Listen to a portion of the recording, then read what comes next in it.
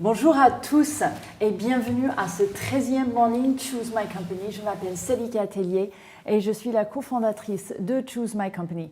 De la part de toute l'équipe ici chez Choose My Company, je vous souhaite le bienvenu dans ce morning où nous sommes en train d'émettre ce matin des bureaux de Choose My Company rue des Batignolles dans le 17e arrondissement, dans ce qu'on a baptisé pour la matinée les studios CMC. Et notre objectif ce matin, c'est d'aller au-delà des mornings qu'on a déjà fait, qui ont pris des formats de petit déjeuner. On est passé dans le webinaire et ce matin, nous sommes live avec vous. Alors, notre matinée ce matin va toujours rester dans l'esprit de ce qui nous est cher chez Choose My Company, au cœur de notre mission, qui est d'améliorer la relation au travail avec un T majuscule pour tous, et aussi dans le débat, le principe étant d'aller au-delà du comment et de creuser dans le pourquoi, la stratégie, la vision et l'inspiration derrière des gestes ressources humaines pour le bien-être et la motivation des collaborateurs. Alors, notre thème ce matin, c'est le télétravail, le travail à distance, le work anywhere. Et pour creuser la question avec moi, j'ai la joie et la chance d'avoir avec moi ce matin trois grandes personnalités dirigeantes dans les mondes des ressources humaines et de la transformation. Donc, je souhaite la bienvenue à Isabelle Esch-Paillard, qui est directrice des ressources humaines des Estée Lauder Companies France, Xavier Chéreau, qui est Executive Vice President HR and Transformation Division au sein du groupe PSA, et Stéphane Duré, qui est directeur général délégué en charge de la transformation chez Lefebvre-Sarrut, une entreprise qui, au passage, est accréditée, qui a reçu le label Work Anywhere de Choose My Company, un exercice qu'on va bientôt faire avec les collaborateurs de PSA également. Alors, ce morning, juste avant de s'y plonger, ce morning va se dérouler en 3 temps. Un premier temps, comme toujours, on va faire un peu de data clé parce que c'est de ça qu'il s'agit, c'est au cœur de Choose My Company. Un deuxième temps avec une table ronde débat avec nos grands témoins. Et ensuite, bien sûr, comme toujours, un temps de questions-réponses pour nos téléspectateurs ce matin. Et je vous invite à nous transmettre vos questions via le chat qui est disponible via votre lien pour assister au débat ce matin. Alors, on y va. La question ce matin, c'est le travail à distance et c'est le working anywhere. Et pour commencer, je voudrais juste partager quelques data clés autour du sujet qui proviennent de notre enquête Work Anywhere qui s'est déroulée pour son premier tour au printemps dernier et pendant l'été, avec plus de 30 000 collaborateurs qui représentent plus de 200 entreprises qui ont répondu à notre questionnaire autour de l'expérience du travail à distance pour les collaborateurs. Alors, qu'est-ce qu'ils nous ont dit ? Premier grand chiffre, ils sont 2/3 à avoir aimé travailler à distance. Donc une majorité, plus de 60%, qui nous disent qu'ils ont apprécié le travail à distance, notamment pour la concentration, le temps gagné par rapport au transport, la qualité de la communication des dirigeants qui était améliorée par ce contexte d'urgence de la crise sanitaire, une communication qui s'est montrée plus fréquente, plus transparente et même avec une pointe de vulnérabilité et beaucoup d'humanité. Quelque chose qui a été beaucoup apprécié de la part des collaborateurs. Aussi au niveau des échanges interpersonnels pour lesquels on a fait du temps. On est allé au-delà du simple activité opérationnelle et lors duquel, quand on demandait « Comment vas-tu ?», on s'attendait à une vraie réponse à la question. Donc, une nouvelle espace qui est ouverte. Alors, ils sont quand même 41% à nous dire qu'ils avaient des doutes quand même de l'impact du travail à distance sur leur efficacité personnelle. Ils ont parlé de overdose digitale pour certains, being zoomed out, un manque de lien social et notamment pour les plus jeunes, un besoin d'accompagnement managérial plus proche, plus fréquente et plus ouverte. Et finalement, le grand chiffre qui fait la transition vers notre débat aujourd'hui, ils sont les 3/4 à vouloir que ça continue. Et donc c'est ça le cœur du débat aujourd'hui, qui n'a pas pour objectif de faire un bilan de ce qui a été fait, mais de regarder vers l'avenir et comment est-ce qu'on va conjuguer cette grande envie, cette motivation de poursuivre un travail à distance et de le réussir. Alors, juste avant d'attaquer la question de cette révolution du travail à distance, je voulais partager avec vous deux autres éléments, peut-être un peu plus philosophiques et contextuels. Le premier, c'est notre vocabulaire quand on parle de travail à distance. Alors, chez Choose My Company, nous avons voulu aller au-delà du simple notion de télétravail ou work from home, le fameux WFH. Et le remote working et être dans le work anywhere, une idée plus grande de nomadisme très ouvert et plus nomade. Et finalement, la notion du travail à distance est assez récente dans le monde du travail. Ça ne fait qu'à peu près 200 ans que l'être humain se rend sur un lieu spécifique pour faire son travail. De manière massive. J'ai regardé un peu, les premiers bureaux apparemment en Europe, c'est le Palais Uffizi en Italie, avec l'arrivée de la révolution industrielle au XIXe siècle. On a commencé à voir la mise en place des usines et ensuite le grand coup de fouet a été donné bien sûr par Ford en 1926 avec les premières usines. Et ensuite est passé par, en 1968, la création du premier cubicule, les petits bureaux de IBM. En 1983, l'Internet est arrivé. 91, le Wi-Fi. 2005, le coworking. Et ensuite, en 2020, le Big Bang que nous connaissons tous avec la crise sanitaire qui nous a propulsés là où nous sommes aujourd'hui. Donc là, on commence aussi à parler de révolution. Et quand on va dans le dictionnaire, c'est un exercice que j'aime beaucoup faire, on voit 4 grandes définitions qui tournent autour de ce mot de révolution, qui sont de nature 1, cyclique, 2, qui mettent en exergue un choc brusque, voire violent, de l'agitation, et finalement aussi une notion de régénération, voire de résilience presque dans le sens écologique du terme. Et donc c'est de ça qu'on va parler aujourd'hui. Et pour m'aider, Isabelle, Xavier et Stéphane, on va lancer le débat. Alors notre première question ce matin tourne autour justement de travail à distance, révolution ou pas, révolution organisationnelle. Et pensez-vous qu'on peut parler d'une vraie révolution organisationnelle dans le monde du travail, au même titre justement du taylorisme, de la révolution numérique? Est-ce qu'on peut utiliser ce terme? En quel sens? Et comment est-ce qu'on se compare par rapport aux autres révolutions? Je propose qu'on commence par Isabelle. Et Isabelle, si vous pourriez nous dire juste 2 mots de Estée Lauder Companies et de vous pour ouvrir le débat. Ok, donc bonjour à tous, merci de m'accueillir. Donc je suis Isabelle Esch-Paillard, DRH donc, de Estée Lauder Companies en France, donc qui représente un certain nombre de marques dans le milieu du luxe et de la cosmétique. Voilà, on est présent en France sur un certain nombre de points de vente, soit il y a des marques en propre, où on a des magasins en propre, des marques qui s'appellent MAC, qui s'appellent Bobbi Brown, qui s'appellent Jo Malone par exemple. Et puis on est aussi présent via des marques qui s'appellent Estée Lauder, Clinique, Darphin, Tom Ford, pour n'en citer que quelques-unes. Et là, c'est sur des points de vente qui sont dans les grands magasins ou dans les différentes parfumeries en France et dans les pharmacies aussi. Voilà, donc ça c'est pour situer un petit peu l'activité. Oui. Et vous êtes combien de collaborateurs? Donc on est un peu plus de 1000 collaborateurs, répartis à la fois donc, sur un siège qui est au cœur de Paris, et ça joue aussi, on en parlera probablement, mais où on se situe et le fait qu'on puisse y arriver de façon assez simple, ça joue aussi dans le fait de souhaiter ou pas être à distance. Et puis, bien sûr, des collaborateurs sur les points de vente, et là pour le coup, où le travail physique est aussi liées tout simplement à leur activité sur les points de vente. Voilà. D'accord. Alors, révolution ou pas, Isabelle? Alors, révolution ou pas, donc voilà, c'est certainement une rupture, ça c'est clair.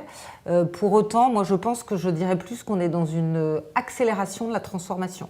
Je pense que partout dans nos entreprises, on s'était mis en marche et on avait mis dans les dernières années, en fait, aussi poussé par d'autres éléments qui étaient un petit peu externes à l'entreprise, des éléments exogènes, l'évolution globalement de la société vers ce qu'on a pu appeler des accords de bien-être, des accords QVT, des politiques d'entreprise qui portaient en leur corps au moins un dossier, un chapitre sur globalement le travail à distance, le télétravail, et qu'on avait jaugé, donc on avait mis une forme de jauge.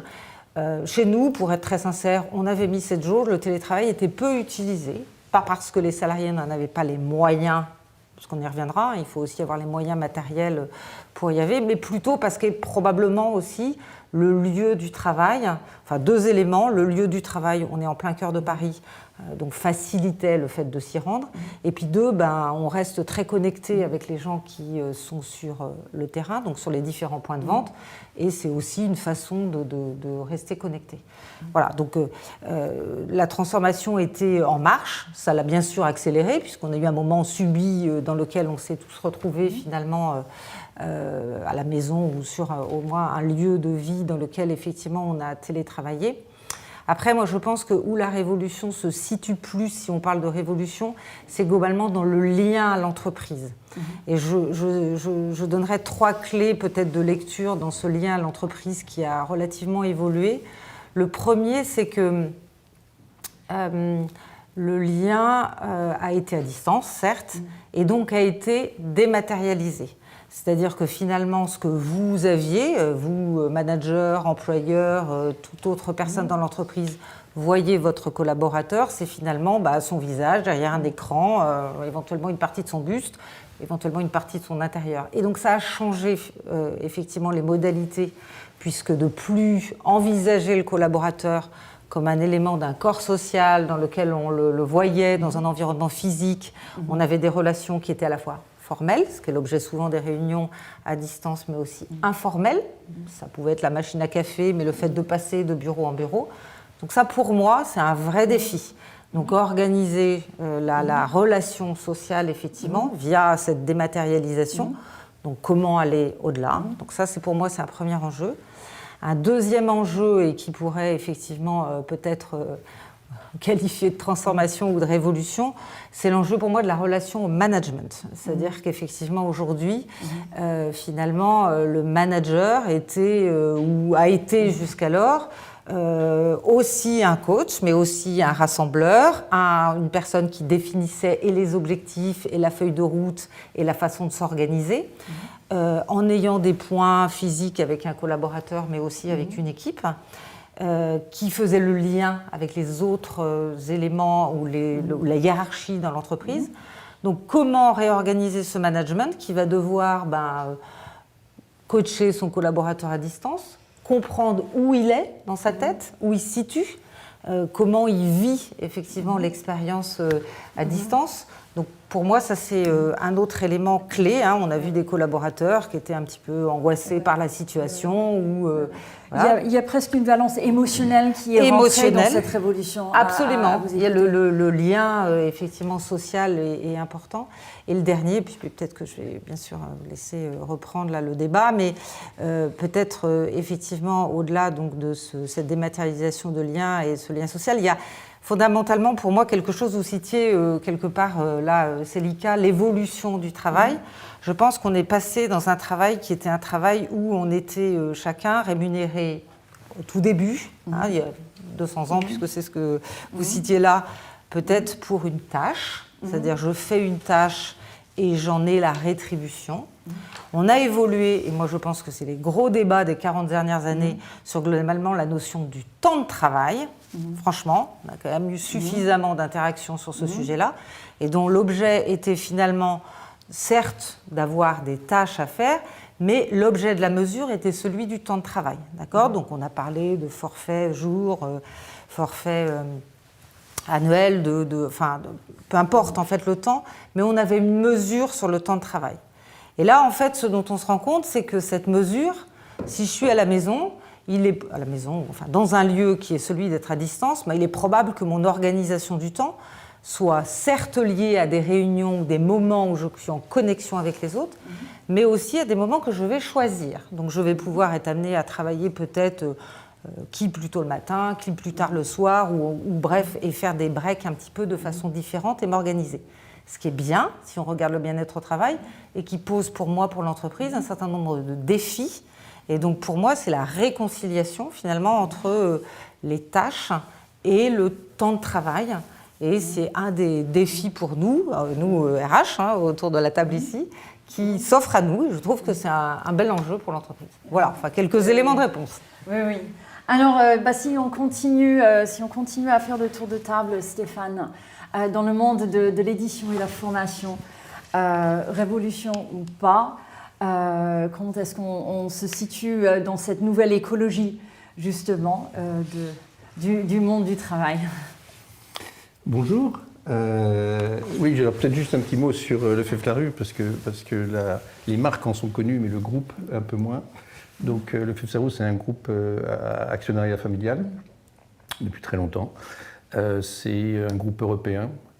C'est 3000 collaborateurs en Europe et c'est plus de 100 000 clients professionnels. Donc on sert les professions réglementées, c'est-à-dire les avocats, les huissiers, les experts comptables, et puis dans l'entreprise, les DRH, les CFO, enfin les directeurs financiers, les directeurs juridiques, les directeurs HSE, etc., autour de tout ce qui est la réglementation, en termes de droit ou en termes de chiffres. Voilà. Et c'est des belles marques, enfin des marques, je ne vais pas dire des belles marques, ça serait suffisant de ma part, mais des marques de référence. C'est le Dalloz, que les avocats, avec lesquels les avocats vivent, c'est le dictionnaire permanent, des choses qui sont des référents dans ces mondes-là en termes d'édition et en termes de formation. Et qui accompagnent toutes ces professions-là. Alors, la révolution, est-ce que ce télétravail est une révolution? En tant que telle, non, mais c'est une composante de la révolution, oui. De la révolution du Big Bang numérique qu'on vit depuis au moins 20 ans. C'est la 4e révolution de Davos. C'était l'un des thèmes de Davos il y a quelques temps. Après la vapeur, après l'électricité, après les nouvelles technologies, les TIC, technologies de l'informatique des années 70, et elles paraissent déjà très anciennes. Maintenant, on parle du numérique, et c'est surtout ce nouveau écosystème dans lequel on rentre. Voilà. Et nos organisations et nos entreprises, elles sont quand même bâties sur le modèle du XXe siècle, bâties sur le modèle du taylorisme, qu'on le veuille ou non, de l'organisation scientifique. Il y avait des processus, des organisations. On plaquait les gens sur des tâches et puis on leur demandait de faire.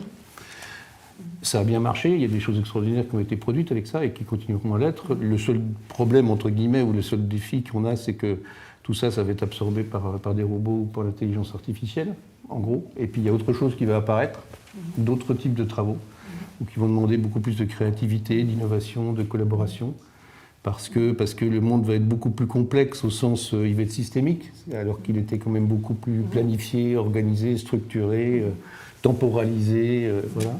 Et on est dans un monde qui peut être considéré comme plus instable, mais je ne le dis pas instable de façon négative. L'instabilité, c'est une opportunité. C'est une façon de quand je marche, je suis instable. C'est quand je reste debout que je suis stable. Mais bon, je préfère marcher dans la vie que rester debout.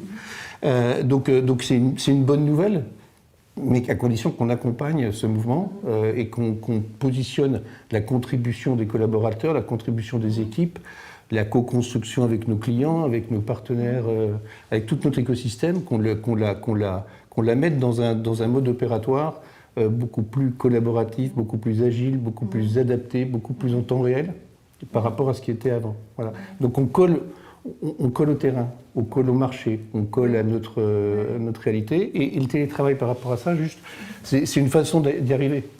C'est une façon d'y arriver au travers de l'autonomie et la confiance que vous donnez dans les gens, pour que finalement ils puissent s'organiser par rapport à des tâches qu'ils ont bien comprises et non pas par rapport à des heures de travail pour lesquelles ils sont payés.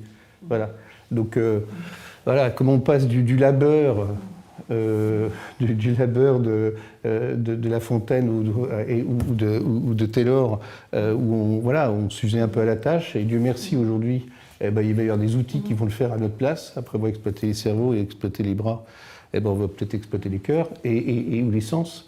Et c'est vers là qu'on va. Et c'est en ça que c'est intéressant. C'est une révolution, oui, parce que c'est une rupture. C'est une rupture qui, on en parlera peut-être, mais qui est assez fulgurante parce qu'en fait, elle est sur un laps de temps assez court. Donc c'est des changements sociétaux très lourds et ils sont autant devant nous que derrière nous, ces changements sociétaux. Il faut les accompagner, il faut que l'entreprise les accompagne en collant à cette sociologie dans laquelle on se trouve aujourd'hui et qui est, si on sait franchement l'organiser, beaucoup plus riche pour les gens. Beaucoup plus riche pour les gens. Mais finalement, quand on préparait ensemble, je me souviens que vous avez parlé du fait qu'on redevient quelque part un peu animal à devoir suivre, justement, à évoluer et s'adapter à cet écosystème qui... Bah oui, parce qu'on est animal, alors il ne faut pas le prendre au niveau animal. L'animal, il s'adapte à son environnement. Oui. Il n'essaie pas d'adapter sur son environnement. Nous, on est les seuls à polluer, hein. C'est-à-dire qu'on est les seuls à ne pas respecter l'écosystème. Donc on va peut-être s'arrêter un jour. Enfin, on va peut-être se remettre dans les rails de l'environnement et respecter l'environnement dans lequel on est. L'environnement humain, l'environnement de la nature, enfin voilà, respecter ce qu'on nous a donné.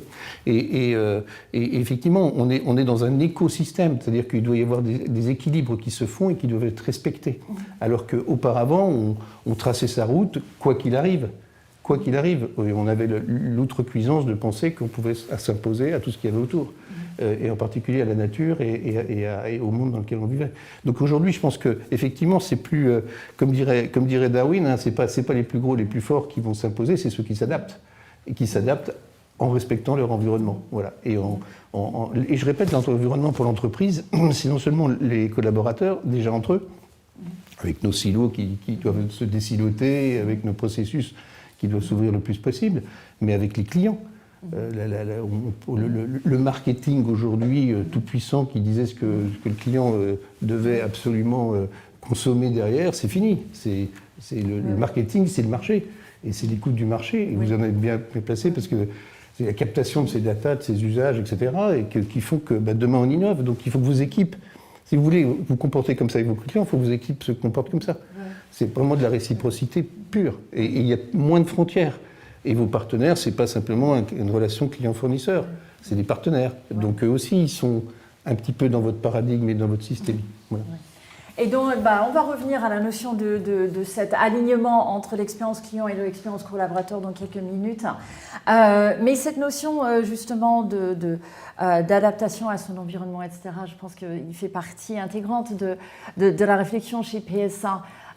Donc, je propose qu'on passe du côté de l'automobile. Et Xavier, peut-être vous pouvez juste dire quelques mots de vous-même et de PSA.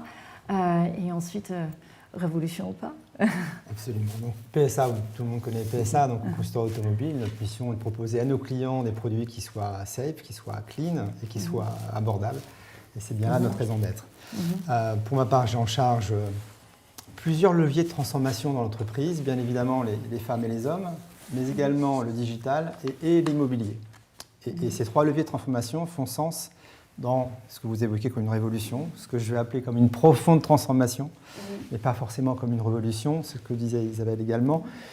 Pour ma part, on a vraiment la conviction que cette accélération, elle est tout à fait au regard du contexte que nous vivons, sanitaire, et c'est bien la priorité numéro 1, protéger la santé des salariés, mais ça nous permet aussi d'apprendre formidablement durant cette période. C'est une période d'opportunité également pour accélérer cette transformation. Alors, au sein du groupe, nous avons mis en place depuis 2015-2016 des accords avec les partenaires sociaux pour promouvoir le télétravail. Et ça s'est inscrit dans le cadre du renforcement de la motivation et du bien-être au travail. D'ailleurs, un accord que nous avions aussi re-signé avec les partenaires en début d'année 2020. Pour vous donner quelques datas, mais très rapidement, en 2015-2016, 2500 télétravailleurs. En 2019, 18 000 télétravailleurs avant la crise sanitaire. Et aujourd'hui, nous sommes sur un niveau de 40 000 télétravailleurs. Et partout dans le monde. Donc c'est une approche qui est mondiale et qui pas uniquement, qui repose sur la France. En France, nous avons près la moitié des effectifs, donc plus de 50 000 personnes qui sont dans ce périmètre et 18 000 qui sont concernées en France par ce télétravail.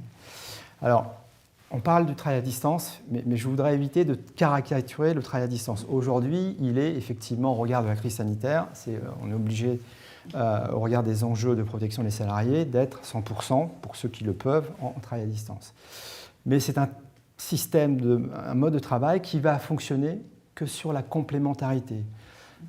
Pour nous, c'est vraiment un système qui est hybride et qui ne peut fonctionner que sur une approche qui est tout à fait complémentaire entre le travail à distance, mais aussi le travail physique.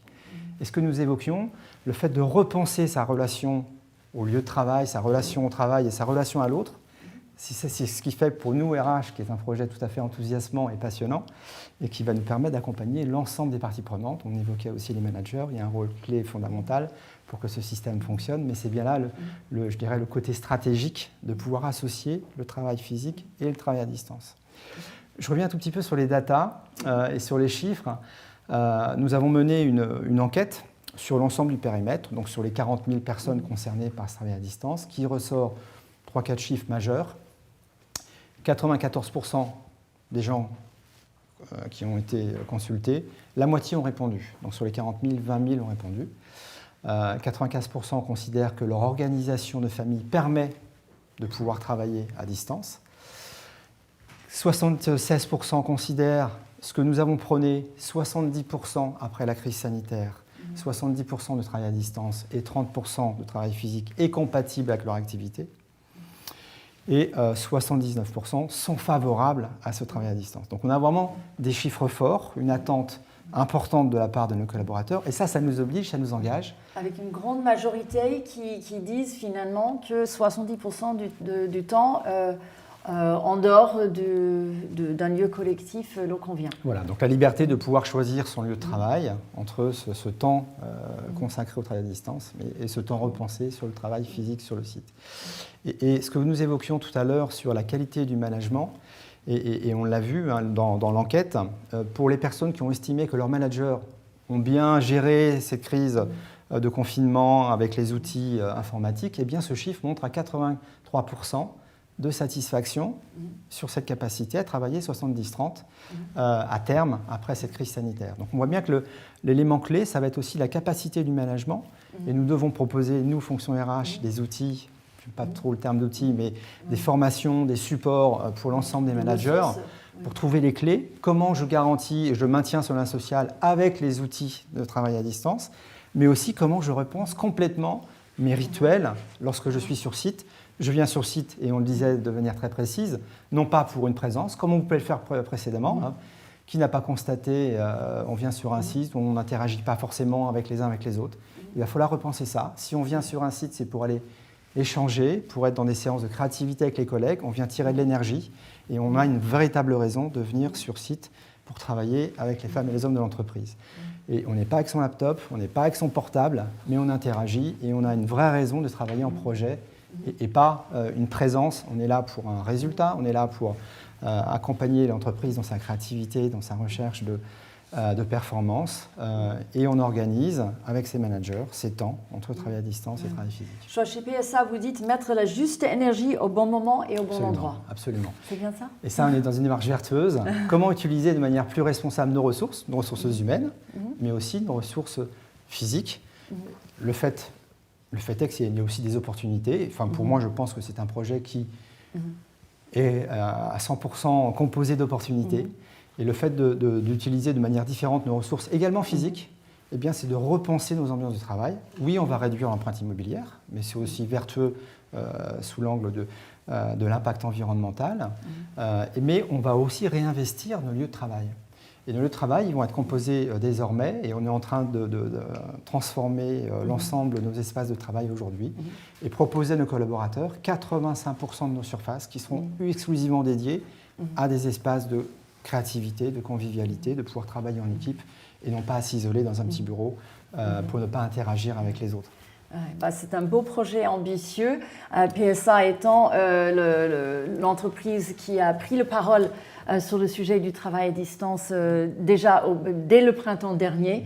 Quand on était on parle de révolution, et on se disait avec Isabelle que les révolutions précédentes, il y avait quand même un côté plus séquencé et avec une notion de maîtrise technique. D'expertise. Même en digital, hein, quand on Oui. a la révolution digitale, a d'abord été provoquée par des gens qui savaient. Hein, on parlait de Internet et ainsi de suite. Là, on est dans une révolution, une rupture qui est une rupture plutôt sociale, plutôt humaine, dans laquelle, effectivement, le cœur de l'évolution est profondément l'humain, au cœur de la dynamique.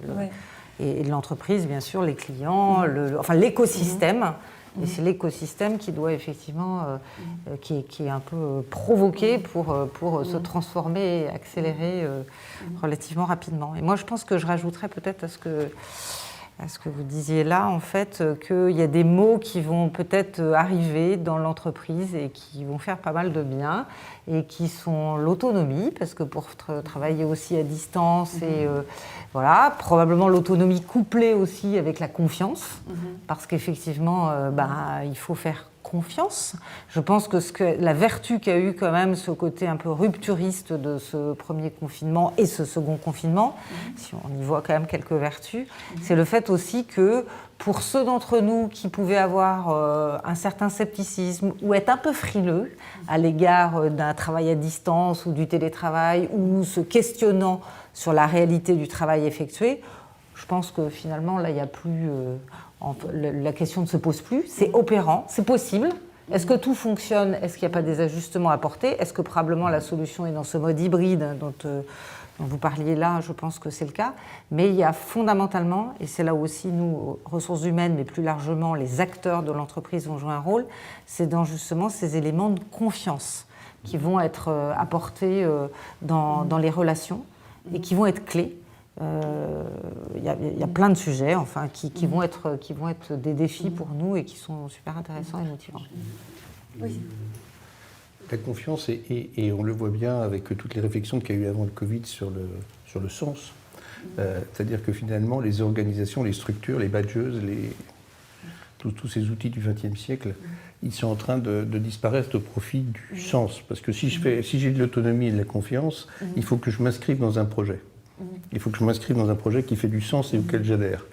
Et quand je dis il faut, c'est aussi bien moi collaborateur que moi le client, parce qu'on est tous à un moment donné sur une casquette différente. Donc cet écosystème, il faut qu'il ait en fait un projet puissant. Et c'est ça la transformation du leadership, c'est que c'est plus effectivement de vérifier qu'à 9h du matin les horaires sont bien respectés, parce que ça n'a plus beaucoup de valeur, puisqu'on n'est plus payé à la tâche. On est quand même, la création de valeur, elle est ailleurs. C'est vraiment de donner envie, de donner du sens, d'accompagner, de motiver, d'encourager à l'empowerment quelque part, de la responsabilisation des gens sur un certain nombre de choses sur lesquelles ils adhèrent. Et c'est là où moi je pense que c'est un progrès extraordinaire. Je suis peut-être un utopiste, mais on va vraiment passer du travail douloureux. Et tant mieux, il y a des robots, tant mieux, il y a de l'IA, tant mieux, tant mieux. On ne va pas regretter les porteurs d'eau du XXe siècle, du XIXe siècle. Donc, heureusement qu'il y a des tuyaux aujourd'hui. Là, il y aura de l'IA et des robots. Et au profit de quelque chose dans lequel l'individu, il doit se sentir bien, il doit apprendre, il doit fondamentalement apprendre, il doit se développer au même titre qu'il développe son écosystème. Et si on arrive à faire quelque chose d'équilibré comme ça, on n'a plus besoin de suivre les gens, parce que les gens en fait ils se mettent à exister au travers de ce qu'ils font. C'est plus un travail subi, c'est plus un travail contraint, c'est plus un travail douloureux. Et là, on est au cœur de la relation au travail. Oui, complètement. De chacun. Oui, parce qu'à ce moment-là, c'est plus une relation. Ce que je fais, comment je me sens par rapport à ma contribution. Oui, et vous n'aurez plus de burn-out. Le burn-out, c'est pas la charge de travail. Burn-out, c'est parce que vous n'êtes pas bien par rapport à ce que vous faites. Vous ne l'acceptez pas bien, c'est une contrainte, vous n'êtes pas à l'aise. Si vous êtes à l'aise dans ce que vous faites, même si vous avez beaucoup de charges, vous allez tenir la charge.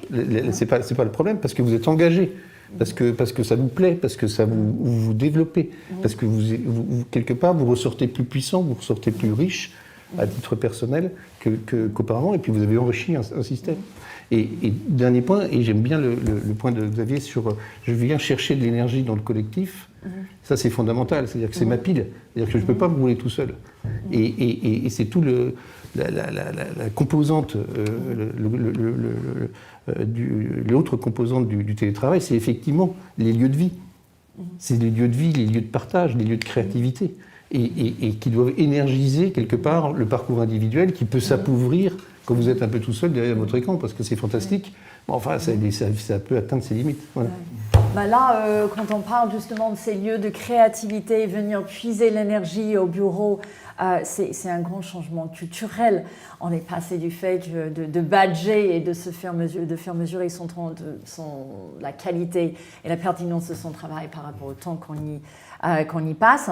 Et maintenant, on est dans un gros changement. C'est un gros changement culturel. C'est presque des choses qu'il faut défaire pour refaire, pour reprogrammer. Pour les collaborateurs. Et je crois qu'on a parlé l'autre jour du fait que ça se mesure par l'enthousiasme du collaborateur. Si, vous êtes bien placé pour... Oui. Ça se mesure. Oui. Et comme la satisfaction d'un client, ça se mesure. Effectivement, on est passé dans... Alors, ce qui est amusant, c'est qu'on est tous autour de la table des dinosaures du XXe siècle et qu'on essaie de parler du XXIe, au passage. Donc, il va falloir qu'on mette dans notre écosystème, là, autour de la table, des gens qui sont plus natifs du XXIe pour qu'on arrive à mieux comprendre. Et c'est cette diversité qui nous fera mieux dessiner la suite. Mais effectivement, ça se mesure.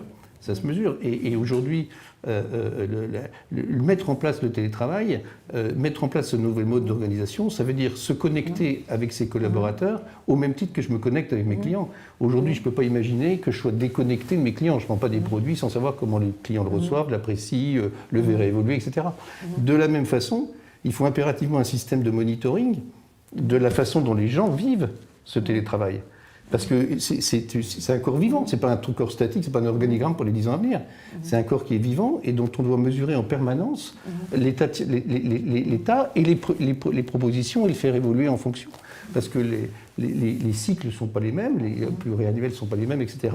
Et donc il faut le gérer, le penser avec effectivement beaucoup de données, et on va les chercher chez qui? Chez les gens qui le vivent, mais on peut le chercher chez les gens qui le vivent dans l'entreprise et les clients avec lesquels on travaille, et avec nos prestataires, au sens de l'entreprise éclatée ou l'entreprise ouverte.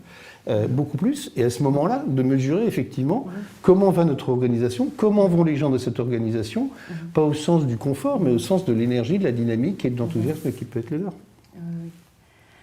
Xavier, vous vouliez réagir par rapport à ces notions du lien entre le lien que l'individu a par rapport à sa contribution dans ce nouveau monde? Je suis très en phase avec Isabelle et Stéphane sur le fait de dire que cette relation elle repose sur la confiance, elle repose sur la responsabilisation. Et ça, c'est le socle et c'est fondamental dans l'évolution de la relation au management, avec les collaborateurs. Et c'est là où on doit aussi apporter des clés, comme on le disait tout à l'heure, à l'ensemble des managers. Mais je crois que c'est aussi lorsqu'on parle de motivation, et ce n'est pas un hasard si on a inscrit cette démarche dans le renforcement de la motivation et du bien-être au travail, c'est tout à fait fondamental. Et moi, je crois beaucoup à cette opportunité de mettre un terme et de baisser la grande bureaucratie dans nos entreprises. Et ça, c'est pour moi fondamental, que chacun se recentre bien sur sa valeur ajoutée. On arrête d'avoir des jobs qui n'ont pas des valeurs ajoutées responsabilisantes, où chacun peut vraiment percevoir sa contribution à l'entreprise. Et c'est là où on se réalise, et Stéphane le disait très bien, on renforce sa motivation au travail. Moi, je crois beaucoup à ça. Et donc, on doit travailler sur ces dimensions-là. Quelques données aussi alors il faut rester très humble au regard de la courte période, y compris dans cette période de stress, de confinement. Nous avons de manière systématique et structurelle des enquêtes sur la motivation au travail. Et durant cette période de confinement, on s'est aperçu, avec ce travail à distance, que la motivation s'est améliorée. Alors, il faut rester humble, c'est sur une période courte, il faut le mesurer sur la longue route, bien évidemment, et puis identifier les leviers d'amélioration de ce système. Mais pour autant, ce que nous avons proposé à nos collaborateurs, dans la capacité à pouvoir travailler durant cette période de renforcement de stress, au regard du risque sanitaire, des moyens qui ont permis de pouvoir fonctionner de manière efficiente, je le crois, et donc de pouvoir se projeter, d'apprendre durant cette période et de pouvoir préparer la phase d'après, qui, je l'espère, viendra le plus vite possible après cette crise sanitaire. Et ça, c'est de mon point de vue tout à fait fondamental. Oui. Ça me permet de faire la transition vers justement le troisième volet de notre sujet ce matin, qui est ce passage d'un télétravail subi que l'on vit encore aujourd'hui. On connaît le terrain, on s'adapte, les collaborateurs ont été ouverts à un certain degré d'improvisation et d'expérimentation, et on est en train de traiter ce contexte-là. Mais normalement, vaccin venant et aussi avec le temps, on viendra à un travail à distance qui est choisi, qui est construit, une vision qui devrait être plus positive de ce qu'on est en train de vivre actuellement. Ça sera un travail à distance qui est choisi, qui est négocié, qui est bien préparé. On aura écouté et répondu par rapport aux attentes des collaborateurs. Et donc, théoriquement, on devrait tous être très contents. On devrait être heureux avec ça. Est-ce que vous pensez que ça va se passer comme ça? Est-ce que vous pensez que ça va être aussi simple? Ou est-ce qu'il va y avoir des nouveaux enjeux qui vont que ce soit culturel ou en termes de ce dialogue avec des collaborateurs qui vont venir sur la scène. Je sais, chez Lefebvre-Sarrut, vous avez pris ça par le biais justement de cette relation entre l'expérience client et l'expérience collaborateur. Vous regardez par ce prisme-là. Oui, sur la data, parce que on est dans un monde de données, et les données, c'est les données comportementales et les appréciations des gens. Mais donc, par rapport à votre question, est-ce que je ne sais pas si ça a accéléré un certain nombre de choses, ce confinement massif obligatoire à 100%, mais ça ne nous a pas forcément, il faut faire attention, ça ne nous a pas forcément préparé à la suite, parce que la suite, c'est pas du tout pareil. Oui. L'hybride, c'est pas du tout le full distanciel pour tout le monde sous une contrainte donnée. L'hybride, c'est beaucoup plus délicat. Effectivement, comme vous dites, c'est culturel. Nous, évidemment, ce que je disais, c'est qu'on va capter un maximum d'informations et de données pour suivre ce qu'on est en train de mettre en place. Mais ce qu'on est en train de mettre en place, par exemple, et de façon très concrète, c'est qu'on va faire passer dans des groupes de 10 à 15 personnes une après-midi ensemble à tous nos collaborateurs. Donc ça va mettre du temps pour réfléchir, pour construire à ce qu'est veut dire le télétravail. C'est-à-dire le travail en dehors du bureau, c'est-à-dire à la maison ou dans des espaces de coworking qu'on est en train de développer. Et qu'est-ce qu'on en attend de notre retour au bureau et comment on doit aménager tout ça. Et on va finalement travailler, c'est de la formation au sens de l'input de ce qui se fait dans des entreprises en dehors qui ont déjà vécu ça. Essayer de juste capitaliser, on ne va pas réinventer l'eau chaude, et essayer de voir nous comment on le vit en mélangeant des managers et des collaborateurs, évidemment qui ne sont pas issus de la même hiérarchie, pour pouvoir, sur chacun de ces groupes-là, réfléchir ensemble aux bonnes pratiques, et puis en faire finalement une espèce de livre blanc du groupe, pour essayer de voir finalement comment on se l'approprie, quelles sont les difficultés, est-ce que les difficultés de l'autre finalement c'est exactement les mêmes que les miennes, 90% des fois, et comment j'y réponds, etc., pour qu'il y ait une appropriation de ça, quelle que soit la hiérarchie à laquelle je me trouve. Voilà. Que ce soit un projet en tant que tel d'arriver à ça. Ce n'est pas une opportunité organisationnelle, c'est un vrai projet de comportement collectif et qu'on co-construit au travers de ce genre d'atelier. Oui. Et je crois justement, mais les services, les produits, les services du groupe Lefebvre-Sarrut drive une partie de ça, si j'ai bien compris. Vos clients, ils ont besoin d'une transformation digitale de leurs produits et les collaborateurs, ils doivent se mettre dans cet esprit-là aussi. Bien sûr, parce que on édictait des livres, des références, des normes sur les règles, la Constitution, etc. Aujourd'hui, le besoin, bien sûr qu'il est celui-là, mais il est surtout dans l'usage. Quel usage vous faites de votre information ? Et quelle est la question que vous vous posez par rapport à la contextualisation de ce que je suis. Quand je suis dans l'industrie automobile, j'ai pas du tout envie de savoir ce qui se passe dans la papeterie. Enfin, ça peut m'intéresser. Mais si à la limite, j'ai du push en termes d'information, il faut que ce soit par rapport à mon poste, par rapport à mon contexte et par rapport à mon pôle d'intérêt.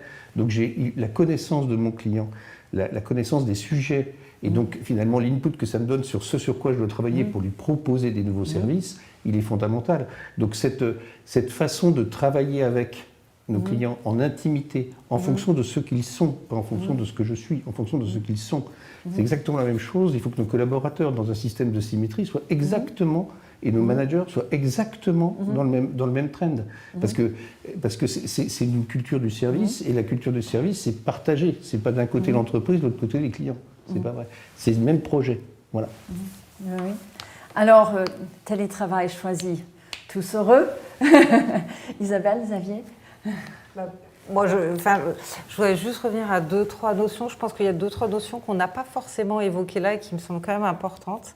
C'est globalement tout ce qui touche à l'engagement et à la culture de l'entreprise. Parce que qu'est-ce qui fait qu'un collaborateur, une fois qu'on lui aura dit qu'il pourra travailler volontairement, choisi, en hybride, qu'il en aura les moyens et ainsi de suite, qu'est-ce qui fera qu'il sera engagé en fait? Qu'est-ce qui fera qu'il travaillera dans cette entreprise-là plutôt qu'une autre? Parce que quand même, je pense qu'on a une clé aussi, c'est celle de la gestion des talents et qui reste notre responsabilité au sein de l'organisation. Donc je pense qu'il y a aussi quelque chose qui va être lié au fait de donner des clés au management, à l'organisation, de compréhension de comment je me forme, comment j'évolue, comment je reste engagée dans cette entreprise, qu'est-ce qui fait que je n'ai pas forcément envie d'aller ailleurs. Donc je pense qu'il y a aussi un enjeu et un défi sur l'engagement.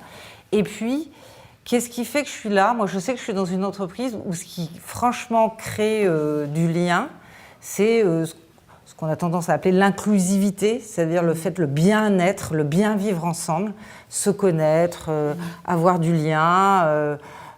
Voilà, et on se reconnaît parce que probablement on a, alors je ne sais pas si on appelle ça des valeurs communes, au moins une façon d'envisager notre activité de la même façon. Et je pense que ça, c'est aussi un autre enjeu. Comment maintenir, faire vivre, se reconnaître dans une culture d'entreprise, alors quand bien même que les liens, il y a des personnes probablement que je n'ai pas vues depuis 5-6 mois, alors quand bien même que globalement je côtoyais, il me semble, à peu près la majeure partie des collaborateurs au sein de l'organisation. Ça me manque, à la limite j'espère que ça leur manque aussi, parce que ça montrerait aussi que ces liens sociaux sont importants et que la culture, elle est ancrée. Donc voilà, je ne réponds pas forcément au dernier point qui est de dire est-ce que c'est une... Mais je pense qu'il y a aussi ces 2 éléments qu'il va falloir qu'on tacle, on va dire. Voilà. Non, effectivement, tous heureux, je l'espère, bien évidemment. On ne part pas, mais vous l'avez très bien dit, on part pas de rien. Donc on a des phases de test and learn qu'on a eues avant la crise sanitaire, durant la crise sanitaire. Et on a accéléré cette réflexion avec 8 groupes de travail composés de 15 talents de l'entreprise et partout dans le monde, des jeunes, des moins jeunes, de tous les métiers, qui ont apporté de la matière, qui ont travaillé sur des thèmes que nous avons sélectionnés avec les partenaires sociaux dans cette phase de co-construction, qui est chère à notre dialogue social. Et donc, fort de cette matière, on s'est présenté avec les partenaires sociaux dans tous les pays, sans exception, pour pouvoir réfléchir à ce cadre.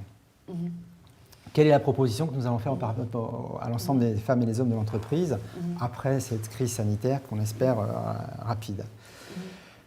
Ce que je souhaite et ce que nous souhaitons, c'est d'avoir un cadre qui soit le plus souple possible, le moins bureaucratique possible, et qui repose sur cette capacité, certes, de donner des principes, mais de s'adapter en fonction de ce que nous allons vivre avec les managers. Et donc, s'il faut s'adapter par rapport à un secteur considéré, le but est d'avoir un cadre qui nous permet de s'adapter, de pouvoir réagir en fonction des meilleures pratiques constatées, qu'on va pouvoir étendre, qu'on va pouvoir généraliser d'une région à une autre, d'un service à un autre, et de casser ces silos. Et moi, je crois beaucoup aussi à une profonde transformation de nos entreprises importantes, qui étaient historiquement plutôt en organisation verticale, et qui vont devenir des organisations plutôt horizontales, où on va fonctionner en communauté d'intérêt, en sujet. Et donc ce travail en mode équipe avec toutes les parties prenantes autour d'un projet, et non pas avec des organisations figées de manière verticale un peu militaire, eh bien ça va changer fondamentalement la relation aux autres parties prenantes. Et je crois que dans la relation à l'autre, dans la relation aux femmes et aux hommes de l'entreprise, ça va être une profonde transformation. Et c'est là où il faut accompagner les managers, c'est là où il faut donner les codes, la façon des... Et j'aime bien l'expression d'Isabelle sur cette démarche inclusive, de prendre en compte aussi toute cette diversité, toute cette richesse qui va nous permettre de fonctionner différemment et casser les silos. Donc c'est là aussi une très belle opportunité. Oui. Donc en fait, on n'est pas dans une question de spécialiste, mais vraiment une question d'écoute et de co-construction avec les collaborateurs. Un enjeu pour tous les acteurs de l'entreprise. Voilà. Alors, merci beaucoup à tous les trois pour ce premier tour de débat. Maintenant, on va ouvrir aux questions. Et j'invite Thibaut sur le plateau à nos côtés pour donner voix aux questions de nos spectateurs ce matin. Bienvenue Thibaut. Bonjour Célica, bonjour à Bonjour. tous. Bonjour.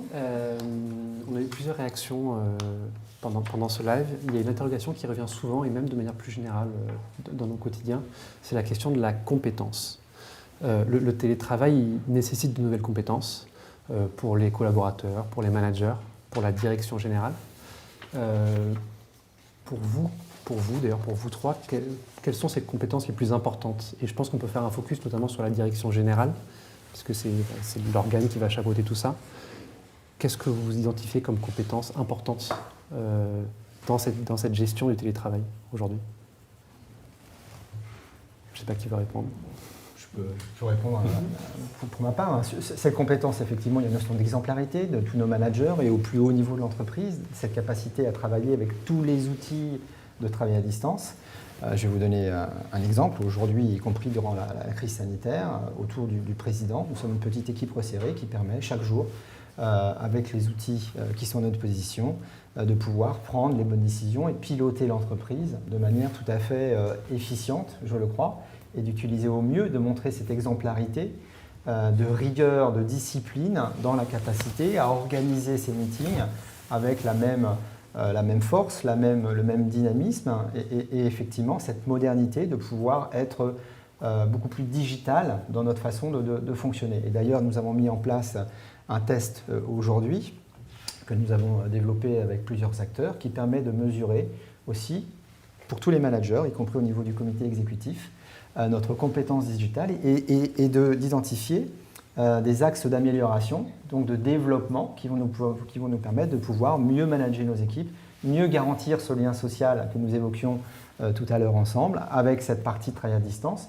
mais aussi avec cette partie présentielle, et d'avoir une plus grande rigueur dans notre façon d'aborder l'ensemble de nos meetings, avoir des meetings juste nécessaires, avoir véritablement un temps utile, avoir des préparations de réunions. Ça paraît assez basique ce que je vais évoquer, mais c'est fondamental d'avoir des agendas que l'on respecte, des horaires que l'on respecte, la capacité aussi à travailler avec les vidéos, pour pouvoir justement garantir ce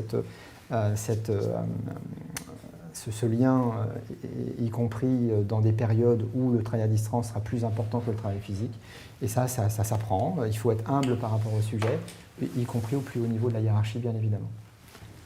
Oui, alors moi bien sûr je suis d'accord au niveau plus haut de la hiérarchie, de l'exemplarité, c'est clé.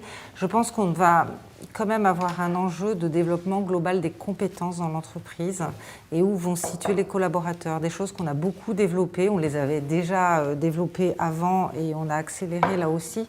C'est tout ce qui est globalement l'apprentissage, le digital learning, sur lequel effectivement on arrive à avoir de l'appétence. On se questionnait beaucoup sur l'appétence, sur l'apprentissage en ligne quand il s'agissait de grandes sessions.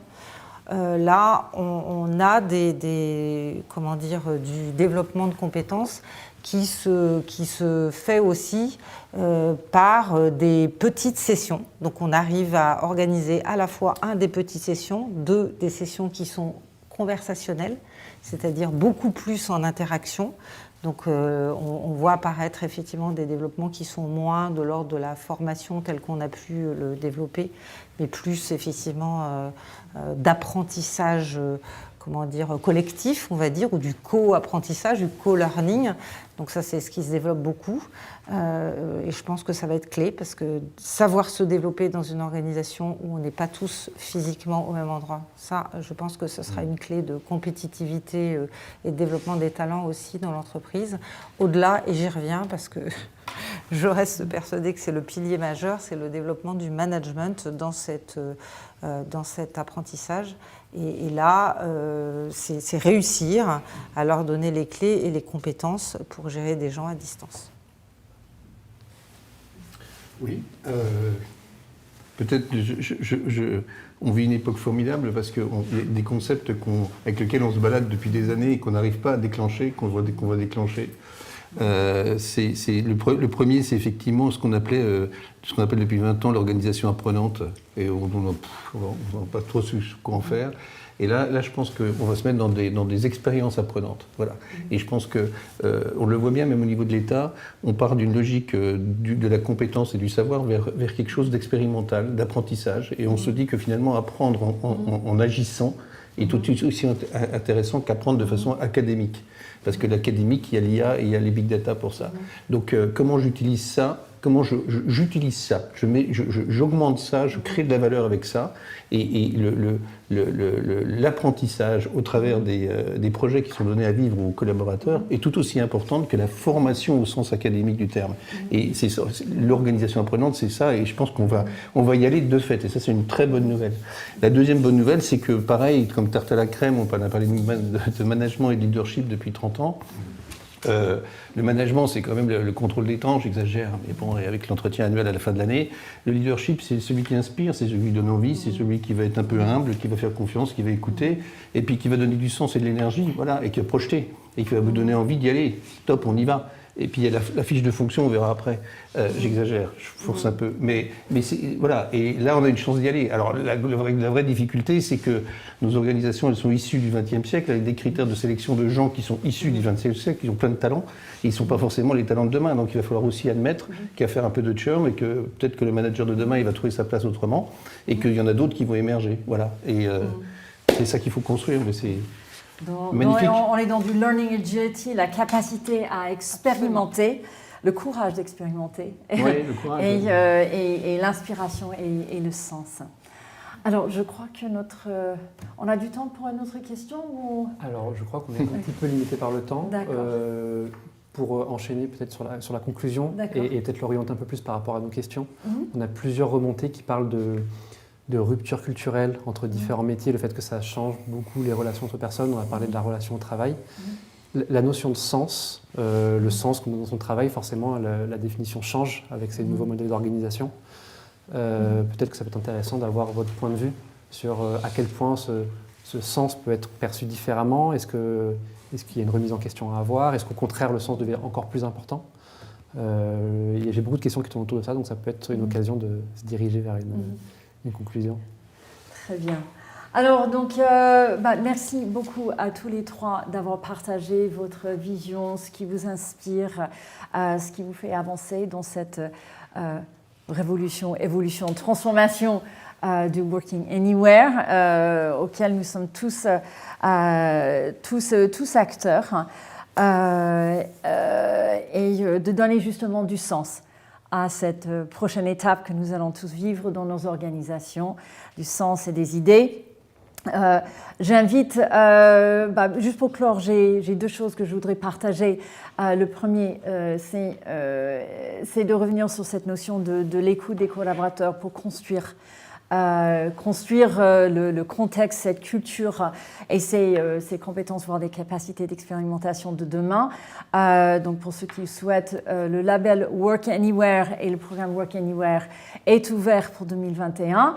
Et donc on vous invite à vous y inscrire pour lancer votre questionnaire avant le 31 mars 2021. Et une autre invitation qui prend notre prochain Morning CMC, le Morning CMC numéro 14. On va passer du bleu au vert pour parler de Impact et de RSE avec notre programme de Impact Index. Quelles sont les grandes initiatives en termes de responsabilité sociétale de l'entreprise et surtout quel est l'impact de ces initiatives et ces actions sur la motivation des collaborateurs. Donc rendez-vous le 21 janvier pour échanger sur ce grand sujet. Et donc sur ce, encore un immense merci à Isabelle, à Stéphane, à Xavier d'être avec nous ce matin. Merci à vous tous. Et puis pour la suite, be safe, stay close and work anywhere. Have a great day. Merci. Merci beaucoup. Merci beaucoup.